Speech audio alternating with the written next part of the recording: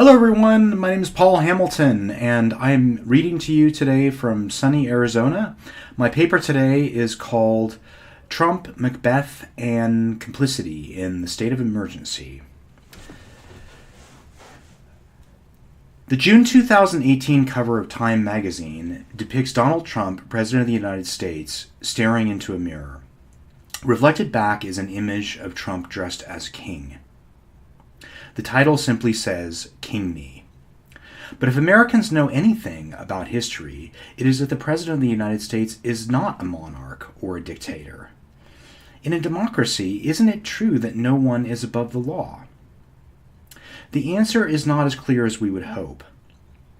For the truth is that Americans like to imagine that the U.S. Constitution represents an absolute rupture with past forms of government, but there is much more continuity than we would prefer to admit. Alexander Hamilton, for example, one of the framers of the U.S. Constitution, who successfully advocated for a strong executive, wrote in Federalist No. 70, "Every man the least conversant in Roman history knows how often that republic was obliged to take refuge in the absolute power of a single man, under the formidable title of dictator. In the case of seditions of whole classes of the community whose conduct threatened the existence of all government, or against the invasion of external enemies who menaced the conquest and destruction of Rome." At the core of Hamilton's argument is what Giorgio Agamben calls the logic of the state of exception, or, as it is more commonly called, the state of emergency. The view that in some circumstances, such as war or, as Alexander Hamilton says, sedition, immediate action by the executive is required because due process under the law is just too slow and inefficient.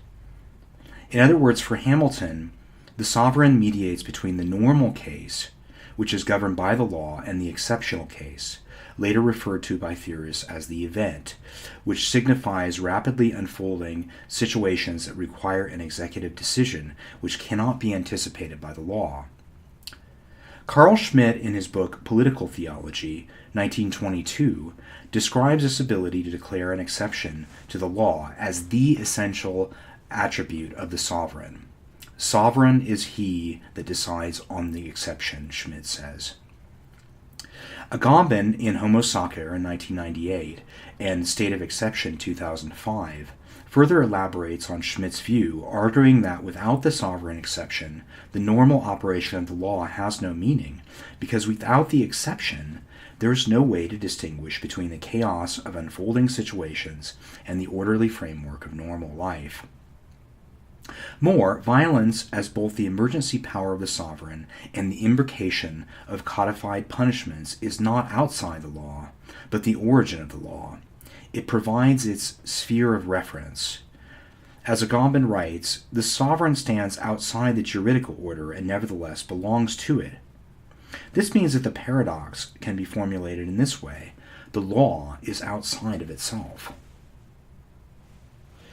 Or I, the sovereign, who am outside the law, declare that there is nothing outside the law. Agamben argues further that in the modern era, the state of exception has become the normal way that democracies function.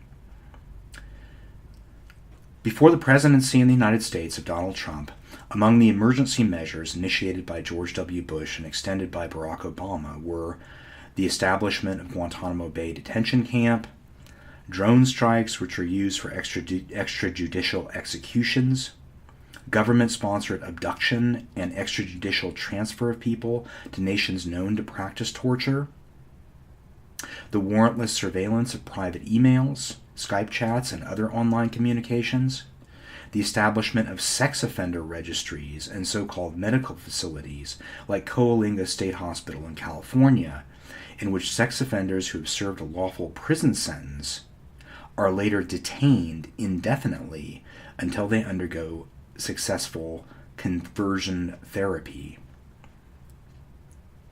So when Donald Trump brands himself as above the law by flaunting conflicts of interest, boasting about his nuclear button, and threatening fire and fury against North Korean leader Kim Jong-un, unilaterally declaring a trade war with Canada and Europe, firing the head of the FBI, who was tasked with investigating him, pardoning political allies and pundits who have openly broken the law and defied courts, Trump is not evoking powers that are new. As Jack M. Balkin and Sanford Levinson from the Yale Law School argue in their joint essay, Constitutional Dictatorship, Its Dangers and Its Design, such powers have always inhered within the U.S. presidency. The trend in modern times, from Abraham Lincoln to Franklin Delano Roosevelt to George W. Bush and Barack Obama, has been for Congress to expand the president's exceptional powers, not limit them. What makes Trump different is that he has branded himself as the exceptional leader required in a state of emergency. His message is that the country has become so irredeemably corrupted by the swamp, the Washington elites, that he must be allowed to break the rules in order to fix the system. Fixing the system means, of course, allowing Trump to use the emergency powers of his office to target immigrants, ethnic and sexual minorities, Muslims, the media, etc. The paradox, of course, is that there is no emergency, except the one created by Trump's demagoguery and his attempt to fashion the U.S. presidency into an absolute dictatorship. What happens, though, if the country undergoes a real emergency, like another 9/11? Then Trump will exploit his emergency powers to abandon any pretense of due process, and he may indeed become a real dictator. Far from being merely an artifact of our own times, though, Trump's political strategy would have been immediately familiar to Shakespeare. The sovereign's ability to constitute his legitimacy, not in spite of, but through illegal acts, is everywhere before our eyes in Shakespeare. Bolingbroke steals the crown from Richard II and has him murdered. Have I no friend will rid me of this living fear? After he assumes the throne, Bolingbroke, now Henry IV, himself refers to the way that he plucked the crown from Richard. Hal's association with Falstaff and his Fees of the Day's Beauty solidifies the association between Hal and his father's crime. Like George W. Bush, Henry V, whom William Hazlitt calls an amiable monster, invents a pretext to go to war out of thin air. As Hazlitt observes, Henry, because he did not know how to govern his own kingdom, determined to make war upon his neighbors. Because his own title to the crown was doubtful, he laid claim to that of France. But as much as Hazlitt is repulsed by Henry's use of an illegal war to consolidate his power, he concedes that, ironically, Henry has become the, quote, favorite monarch with the English nation, unquote. When a monster, whether an amiable monster like George W. Bush or a brazen tyrant like Donald Trump, seizes power and then seeks to constitute his authority by, as Henry IV advises, busying giddy minds with foreign quarrels, or through persecution of vulnerable minorities, the question arises, how do writers and thinkers refrain from complicity in the authoritarian's violence? Shakespeare makes Henry's mendacity perfectly clear. But it doesn't seem to matter. His charisma acts like a spell that has prevented audiences for 4 centuries from fully acknowledging the cost of his illegal war. One wonders whether Shakespeare, like Richard III, exulted in his power to influence a gullible public. Like Trump, did Shakespeare ever boast to his friends that he could stand in the middle of Fifth Avenue and shoot somebody? Or in theatrical terms, that he could still have the audience cheering for a man who would have their own naked infants spitted on pikes, whilst the mad mothers with their howls confused do break the clouds, as did the wives of Jewry at Herod's bloody hunting slaughtermen.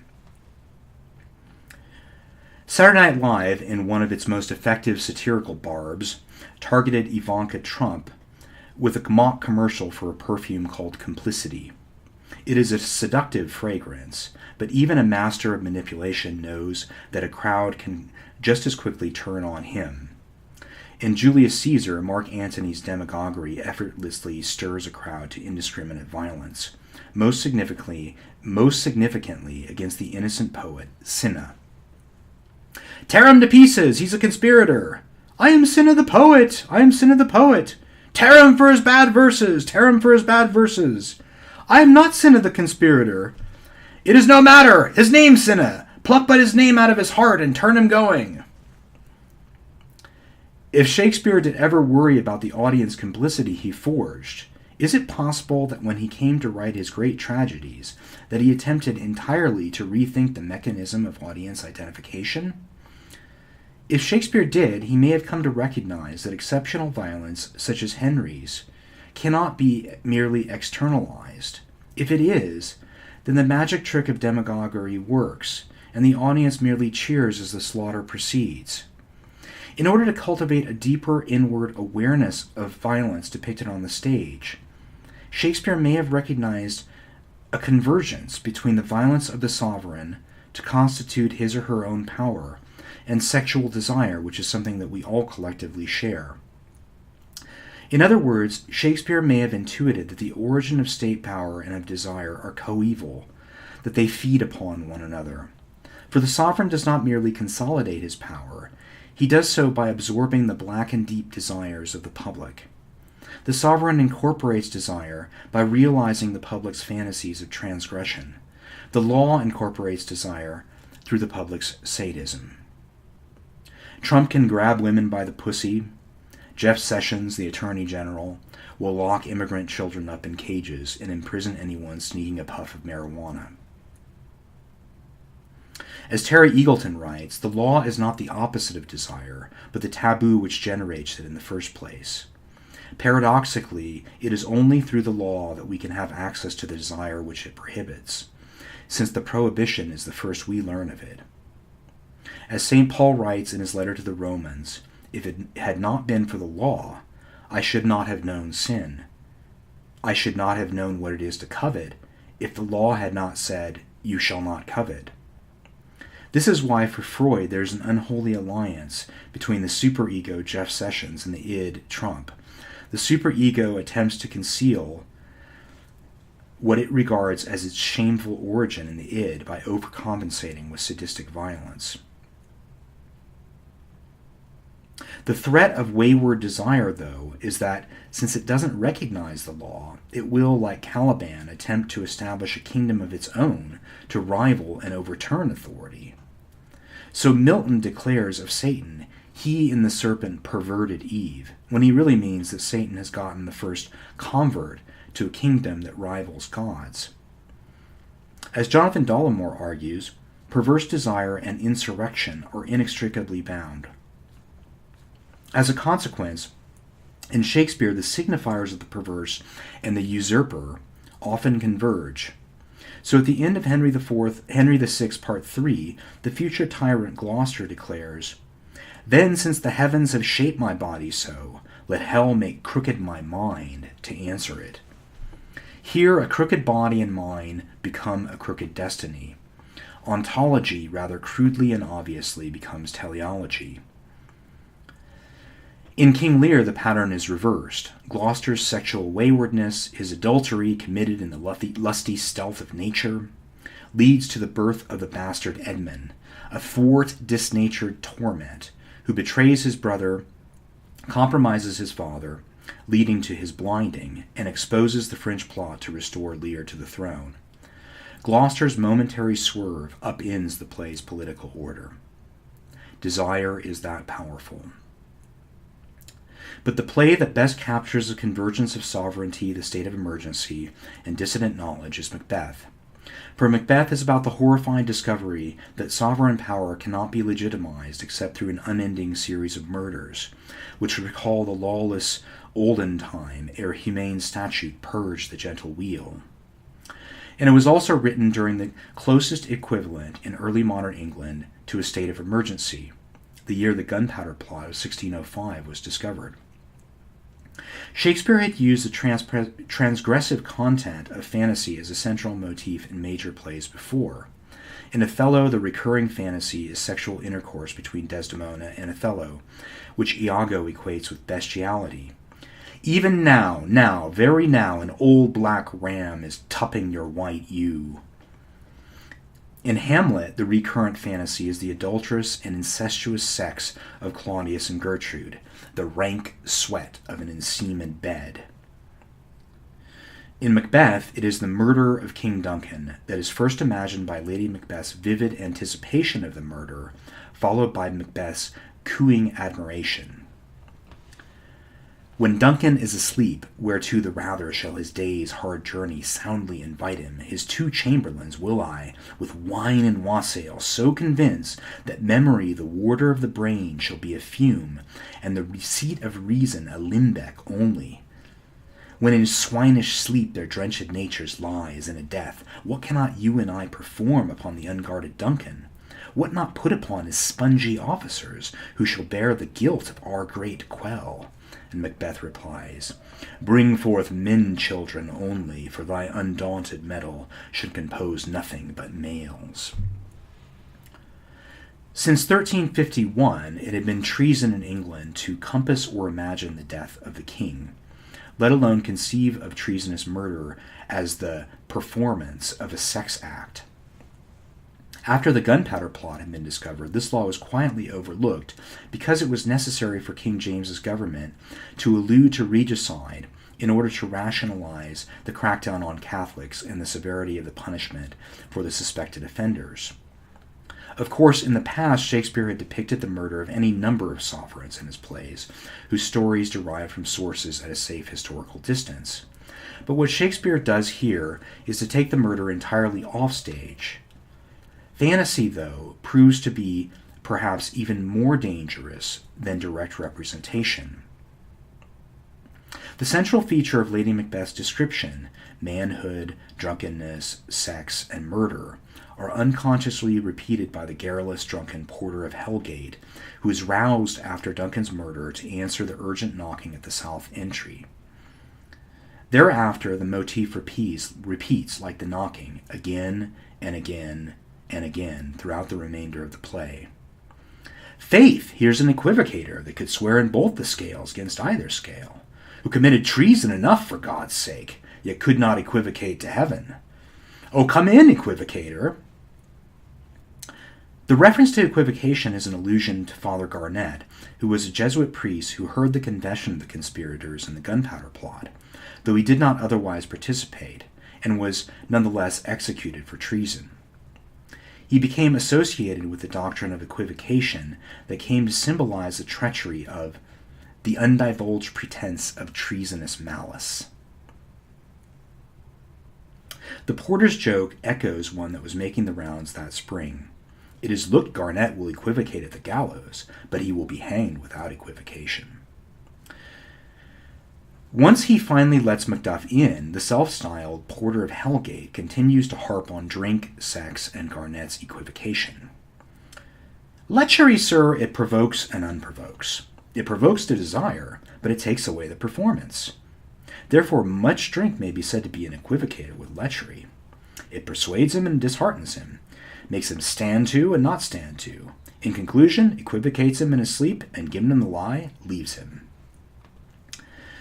Just as the knocking connects the murder of Duncan to the porter scene, the anxious humor here refers us back to Lady Macbeth's fantasy of Duncan's murder, the spongy officers who are drunk and fallen into swinish sleep, the vulnerable, unguarded body of Duncan, Macbeth's performance both sexual and murderous. The porter sends all of this up with his gallows, while his gallows humor ratchets up the anxiety rather than providing any true comic relief. But what is the consequence for the audience of the porter's anxious reference to Father Garnet, and by extension to the gunpowder plot? In my view, what it does is to create audience complicity. As with Macbeth, there is no process of temptation, there is only horrified recognition. Why do I yield to that suggestion whose horrid image doth unfix my hair and make my seated heart knock at my ribs against the use of nature? Like Macbeth, the audience has already yielded, through Lady Macbeth's sexualized description, to the seduction of the forbidden image of the murdered sovereign. To articulate the image, again, would be to acknowledge that one has been seduced by it. Therefore, to know our deed, 'twere best not know ourselves.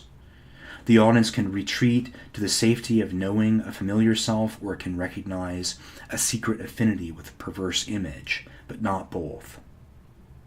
It is an image that can be experienced but not acknowledged. Like the sleepwalking Lady Macbeth, the audience's eyes are open, but their sense is shut. What Shakespeare has created is comparable to a version of the Marquis de Sade's Society of Crime, or the forbidden sympathy that the Scarlet Letter evokes in Hester Prynne. Sometimes the red infamy upon her breast would give a sympathetic throb as she passed near a venerable minister or magistrate, the model of piety and justice, to whom that age of antique reverence looked up, as to a mortal man in fellowship with angels. What evil thing is at hand, would Hester say to herself. This is a community, each of whose members is more intensely isolated for their recognition of one another. Here the question arises, is Shakespeare himself complicit with state violence? Like a loyal member of the Stasi, is he terrorizing the audience with a porter's speech, seducing them into imagining the murder, and then gleefully taunting them with the punishment they would receive if they carried out the very fantasy that he has implanted? Perhaps, but I think that something more interesting is taking place here. The porter scene is brimming with ironies. As James Shapiro observes, the allusions to Father Garnett are themselves equivocal. They can be read as both exonerating him and as condemning him. Did he commit treason enough for God's sake? Or did he commit treason enough for God's sake? i.e., the sake of God, to protect those risking their lives for God. If that isn't enough, the source of the knocking at the gate is not a soul in torment like Macbeth, but Macduff, the man who will murder Macbeth and help Malcolm impose a new regime. But the porter's continual references to the gunpowder treason call into question whether the man at the door is as different from Macbeth as he claims to be. In other words, as Pete Townsend wrote, meet the new boss, same as the old boss. If Macbeth stands in for the gunpowder conspirators who were in reality tortured, hanged, disemboweled, and quartered, then audience complicity does not lead to the feeling that justice is served in murdering him or them. Complicity with an antisocial fantasy of sex and murder, however, does not seem a very promising place from which to develop a politics in the state of emergency. But this is a fantasy that the porter makes both unspeakable and deeply ironic. It denies the mastery that lust so ardently seeks. It provokes the desire, but it takes away the performance. It seems to me that the audience complicity Shakespeare produces is less about collaborating with King James's regime than it is about asking deeper questions about how to undo the cycle of political violence. For dictators to be successful, they need to extort collective violence from the public. Those who oppose dictators need to find ways of withdrawing consent from mob violence, whether from those in authority or their own allies. As Jack Haberstrom has explored in The Queer Art of Failure, here is the affirmative promise of self-shattering loss of mastery and meaning. If conservative tragic theory constructs the genre as a form of secular theodicy, a ratification of the law of the universe, and by extension the state, through the blood of the tragic protagonist, then Shakespeare's production of sexual dissonance in the audience seems to declare a suspension of that law-making function. At the very least, the recognition of a shared guilty secret has a way of draining the pleasure out of Macbeth's death and rendering hollow Malcolm's triumphalist characterization of Macbeth and Lady Macbeth at the end of the play as this dead butcher and his fiend-like queen. It is difficult to imagine an audience fresh from watching Macbeth at the Globe Theatre, rushing to bay at the spectacle of the execution of the gunpowder conspirators. Or at least not with the same fervor that they cheered Henry V at the Battle of Agincourt. During a state of emergency, that may be the best that we can hope for. All right, thank you everybody. Really appreciate you listening, and take care. Bye again from Arizona.